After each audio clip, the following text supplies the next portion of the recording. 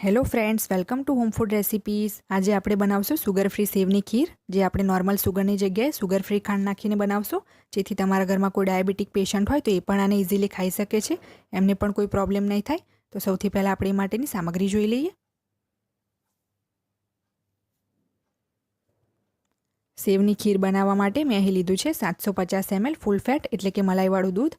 આપણને આમાં ગાયનું પતલું દૂધ યુઝ નથી કરવાનું.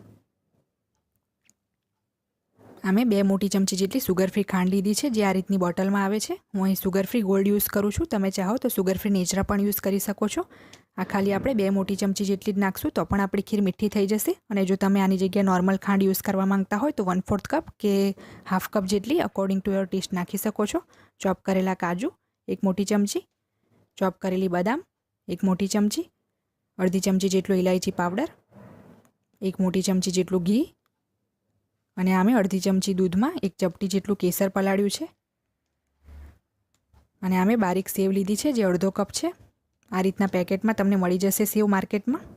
આ રોસ્ટેડ સેવ પણ આવે છે, પણ હમણાં હું રોસ્ટેડ યુઝ નથી કરતી. હું આ રીતની સાદી સેવ જ યુઝ કરીશ, જે રોસ્ટેડ નથી. તો અડધો કપ જેટલી મેં લઈ લીધી છે. જો તમે આ રીતની જાડી વર્મિસેલી સેવ યુઝ કરવા માંગો તો પણ કરી શકો છો. તો તમે જો યુઝ કરવા માંગતા હોય તો 1/4 કપ જેટલી લઈ લો. આ બારીક છે એટલે મેં હાફ કપ જ લીધી છે. તો આ રીતની લાંબી અને પતલી માથાના વાળ જેવી આવે છે. તો મેં આને તોડીને આ રીતે નાની કરી લીધી છે. મેં એક પેન ગરમ કરવા મૂકી દીધું છે. એમાં આપણે સૌથી પહેલાં 750 ml મલાઈવાળું દૂધ નાખશું અને એમાં આપણે એક ઉભરો આવવા દેશું.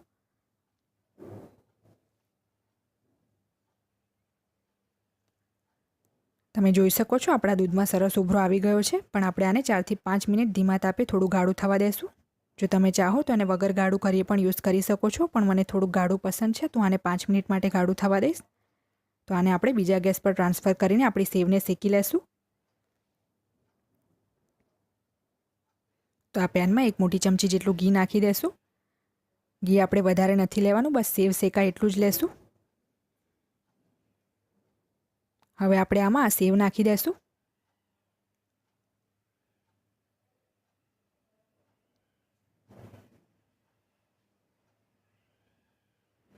આ સેવને આપણે ધીમા તાપે લાઇટ બ્રાઉન થાય ત્યાં સુધી શેકવાની છે.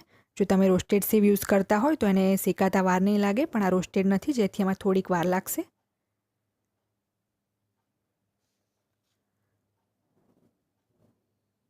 તો તમે જોઈ શકો છો 1 થી 1.5 મિનિટમાં જ આપણી સેવ સરસ શેકાઈ ગઈ છે, લાઇટ બ્રાઉન થઈ ગઈ છે, કારણ કે આ ખૂબ જ પતલી છે.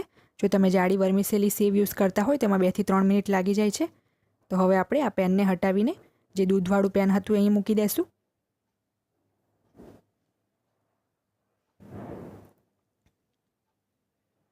તો આ દૂધવાળું પેન મેં આના પર મૂકી દીધું છે. દૂધ પણ આપણું થોડું ગાઢું થઈ ગયું છે.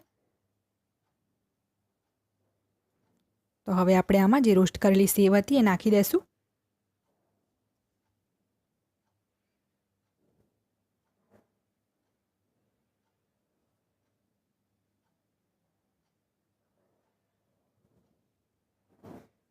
એક વખત સારી રીતે મિક્સ કરી લેશું અને ધીમા તાપે આને 2 થી 3 મિનિટ માટે કૂક કરી લેશું.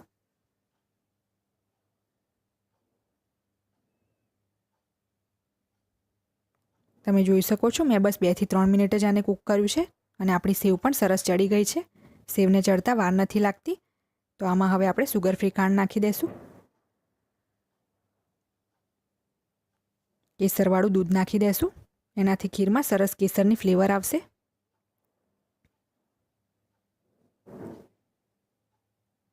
ઇલાયચી પાવડર નાખી દેશું. ચોપ કરેલી બદામ અને ચોપ કરેલા કાજુ પણ નાખી દેશું. તો હવે આપણી ખીર બની ગઈ છે. તમે આ ખીરની થિકનેસ તમારી પસંદ અનુસાર ઓછી કે વધતી રાખી શકો છો. તો ગેસની ફ્લેમ બંધ કરીને હવે આને સર્વ કરી લઈશું.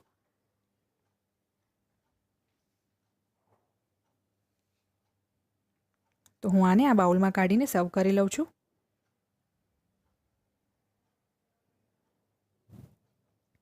તો ફ્રેન્ડ્સ, રેડી છે આપણી સુગર ફ્રી સેવની ખીર. અને આપણે પિસ્તા અને બદામની કતરણથી ગાર્નિશ કરી લેશું, જેથી દેખાવમાં સારી લાગે. તમે આને ગરમ કે ઠંડી જેમ ચાહો તેમ ખાઈ શકો છો. તમે આને વાર તહેવારે પણ ભગવાનના પ્રસાદમાં બનાવી શકો છો. જો તમને મારી આ રેસીપી પસંદ આવે તો મારી ચેનલને લાઇક, શેર અને સબસ્ક્રાઇબ કરવાનું બિલકુલ ના ભૂલશો. સબસ્ક્રાઇબ બટનની બાજુમાં જે બેલ આઇકન છે એને પણ ક્લિક કરો, જેથી તમને મારા દરેક વિડીયોની નોટિફિકેશન મળતી રહે. જો તમારે મારો આ વિડીયો હિન્દીમાં જોવો હોય તો એની લિંક મેં ડિસ્ક્રિપ્શન બોક્સમાં આપી દીધી છે. તો મળીએ નેક્સ્ટ વિડીયોમાં. ત્યાં સુધી આવજો.